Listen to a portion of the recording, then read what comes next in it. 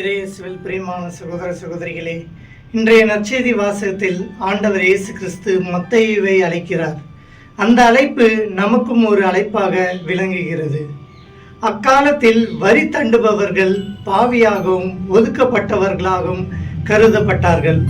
ஆனால் ஆண்டவர் இயேசு கிறிஸ்து பாவியாய் இருந்தபோதும் மத்தேயுவை அழைத்தார். இதனால் தான் இந்த வார்த்தை கூறுகிறது, ஆண்டவர் தகுதியானவரை தேர்ந்தெடுப்பதில்லை, மாறாக தாம் தேர்ந்தெடுத்தவரை தகுதியாக்குகிறார்.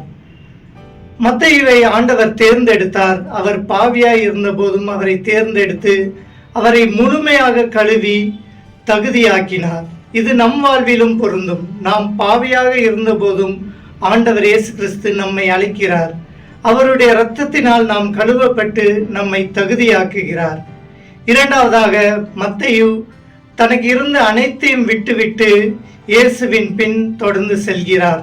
நாமும் ஆண்டவர் இயேசு கிறிஸ்து அழைக்கும் போது இந்த உலக நாட்டங்களையும் உலக சொத்துகளையும் நமக்கு இருக்கும் அனைத்து உறவுகளையும் விட்டு ஆண்டவர் பின் செல்ல வேண்டும். அதுதான் நமக்கு கிடைக்கும் அழைப்பு.